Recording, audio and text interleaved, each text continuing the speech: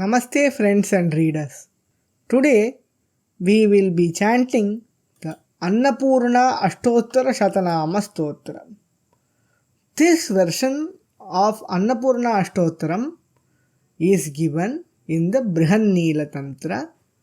Shri Bhairava Uvacha Shatanamam Pravakshyami Sarvasarasvatapradam विनायेन महादेवीं अन्नदां भजते नरः शतवर्षसहस्रेण तस्य सिद्धिर्न जायते तस्मात् सर्वप्रयत्नेन सावधानावधारय नाम्नां सहस्रं कथितं परमं तव सुन्दरी इदानीं शृणु देवेशी अन्नदा शतनामकं यस्मात् परतरं नास्ति तंत्रमध्ये महेश्वरी अन्नदा परमा माया महादेवी शिवप्रिया भवानी जगतामाद्या प्राणदा प्राणवल्लभा जगज्जीवमयी गौरी त्रयी वेदमयी परा काशीपुरनिवासा च काशीपुरविनाशिनी कैलासनिलया काली कल्पज्ञा कल्पदा शुभा महादेवप्रपूज्या च महादेवरथातुरा पायसान्नप्रिया देवी पीनोन्नतपयोधरा त्रिवलीवलयोपेता नयनोत्तमसत्तमा अन्नपात्रधृतानन्ता अन्नवेशनतत्परा गंगा गया विशालाक्षी विशालरूपयौवना मदोन्मत्ता स्वरूपांगी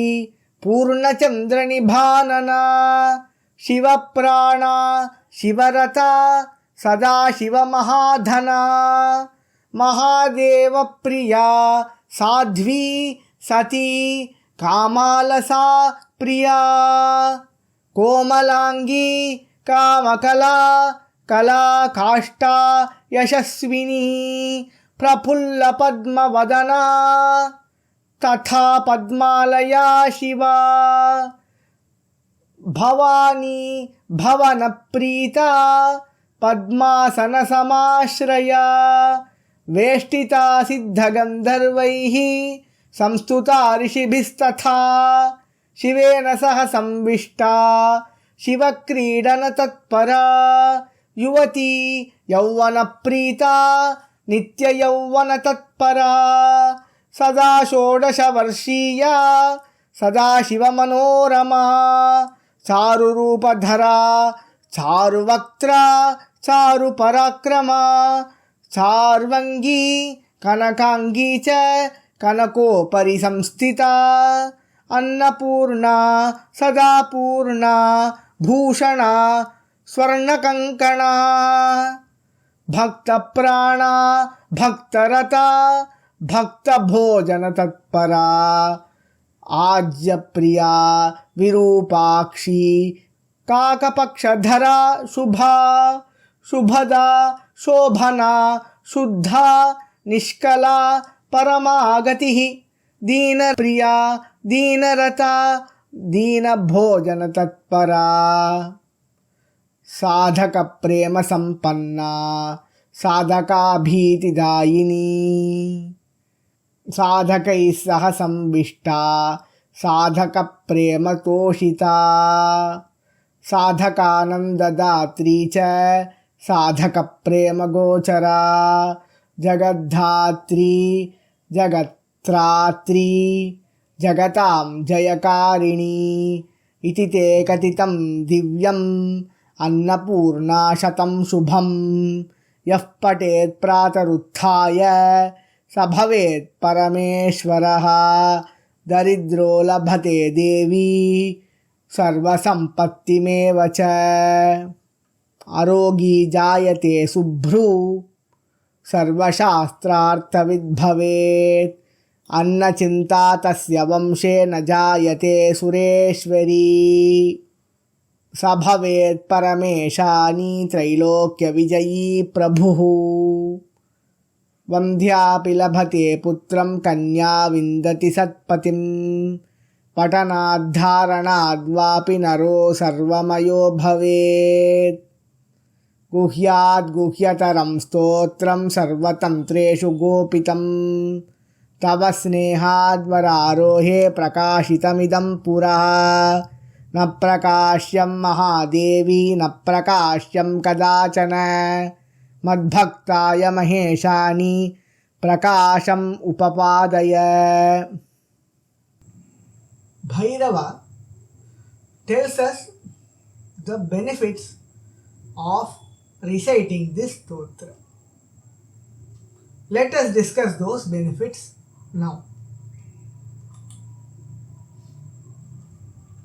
Bhairava says, whoever recites this stotra by rising up early in the dawn, he becomes Parameshwara. That is, he becomes one with Parameshwara either through liberation, mukti, kaivalyam or jivan mukti. And the worldly benefits, daridra, poor, attains great wealth, sarva sampatti, all kinds of wealth. Daridro labhate devi sarva sampatti mevacha. Arogi jayate subhru, and he becomes free of all diseases. Like he becomes so healthy, he becomes liberated from all kinds of sickness and illness. Sarva shastrarthavid bhavet, he will attain the knowledge of meaning and essence of all the sacred scriptures. Anna chinta tasya vamshena jayate sureshwari. There won't be worry for any food material. There will be abundance of food material. He doesn't have to worry for food. Not only him, but in his lineage, his descendants will also not worry for food. Such powerful and potent this stotra is. Sabhavet Parameshani Trailokya Vijayi Prabhuhu. He can win over all the worlds, all the three worlds. He will overpower all the three worlds with the power of this Upasana. Vandhyapi labhate putram kanya vindati satpatim. If you are not attaining offspring, then that woman will attain sons. Vandhyapi labhate putram. If she hasn't been able to give birth for a long time, then by the efficacy of this stotra and sadhana, that woman will be blessed with a child. Kanya vindati satpatim. An unmarried woman who wants a good husband will be blessed with a good husband. Patanadharanadvapi naro sarvamayo bhavet. By reciting it and by holding it and by wearing it, Nara, the human, will become Sarvamaya. He will become everything. Like he will be fulfilled in all aspects. Sarvamayo bhavet. This is very secretive. Guhyad guhyataram stotram sarvatantreshu gopitam. This is secretly protected in all the tantras. This is the essence of the tantras when it comes to Annapurna Upasana.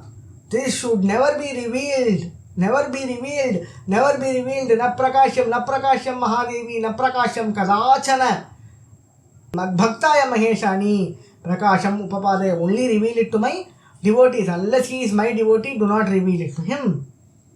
He says, this is the Annapurna Shatanama. Thank you for listening.